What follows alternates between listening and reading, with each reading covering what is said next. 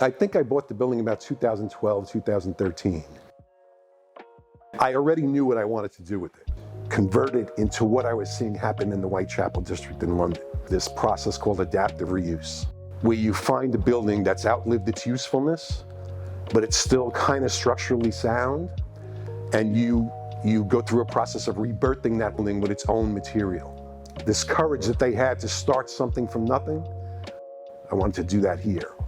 I wanted it to be a creative space where people can express themselves in various ways, whether they're brewing beer to express themselves, or their wedding is their expression, or they're cooking to express themselves. It was magic when I met Marilyn. I wasn't looking for a famous chef or a famous brewer. I was looking for someone who wanted to express themselves in their art. I grew up in Red Hook in Brooklyn in the 60s and 70s when all those neighborhoods were not what they are today. It gave me a sense of neighborhood and security, so that when I came here and looked around for a place that I wanted to buy, I was not afraid of the neighborhood because it was the neighborhood I grew up in. I studied programming. I got a job and I did the programming for all the major advertising companies around the world. That's what brought me to London in the first place. It's a neighborhood I used to like to go to at night called the Whitechapel district. While there, I fell in love with street art, and Whitechapel just had the vibe that I grew up with. It was dingy and a little scary and, kind of shady characters kind of walking around when I first started working there. But as the years went by, you saw younger people move into the neighborhood. And for some reason, they weren't scared of what they saw. Outside my office was an old abandoned coal power plant. And everything was sooty and dirty and coal dropped everywhere, and it was just a mess. But over the years, I saw it starting to change and eventually turned into the Tate Modern Museum. One day, I don't know why I was in Long Branch, but I was driving down Broadway, and it just had that feel to it. Everything was boarded up, but there were these little nooks and crannies that had wonderful street art. I fell in love with the neighborhood. And people would, I would talk to people and they'd say, oh no, neighborhood's dangerous, you gotta get out of there. And that's not what I saw. I wanted to deconstruct the building. I wanted the walls outside in the courtyard to be high enough that I don't see any ambient light coming in. I don't see any street lights. You only see my lights, my string lights, and the stars and the moon. And that means we have to take every beam down and we have to take every brick down. And I don't want anything broken. I don't want to use a wrecking ball or anything like that. And I want them to gingerly lower down every piece of wood, every piece of tin ceiling, every pipe, every radiator, and that's what we did. We saved about 72,000 bricks from the building. Before we opened, I put up white boards on the side of the building, and then we got 5 artists to come one night during the night and paint murals on the pictures. So we finally opened in 2019. I knew that I wasn't able to make it work by myself. The ideas were there and it was good, but I knew nothing about running restaurants.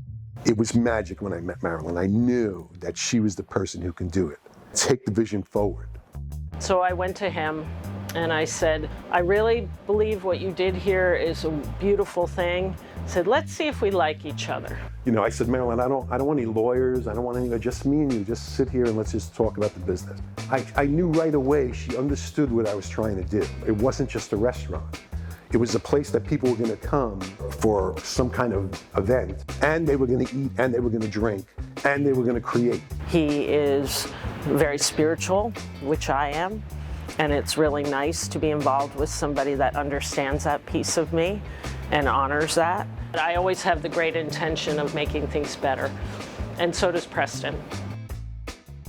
We have a small brewery. We realized that we wanted to bring in guest brewers and guest taps from other breweries around, but we wanted to try to stay with local New Jersey breweries to give other people a chance to showcase their stuff. Two River Mushrooms came in with Marilyn.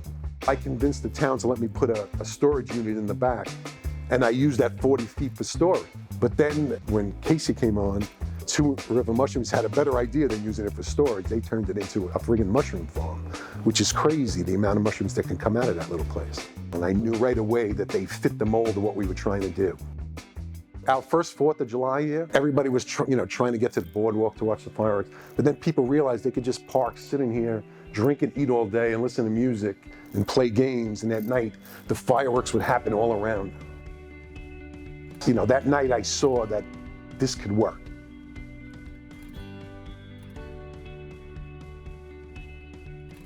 Growth doesn't always mean adding more things and getting bigger. Sometimes it means honing in on your roots, on your core, and growing from there.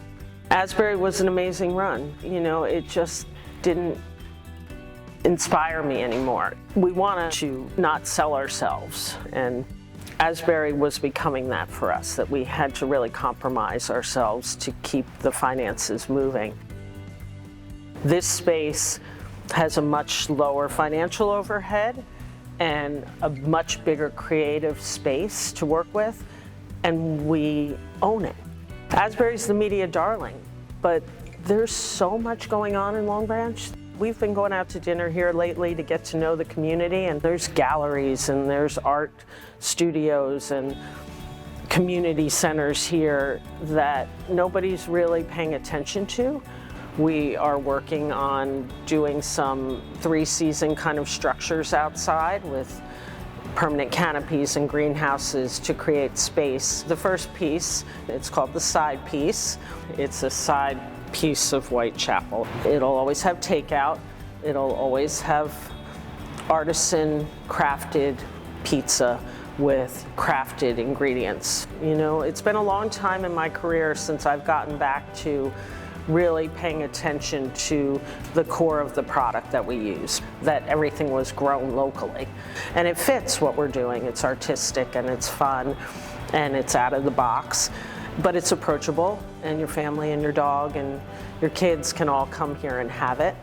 Or you can come for your first date, or you can get married here. The whole concept coming in here for Preston and myself was, it's not just one thing. It's many things, and those things might change over time or become bigger or smaller.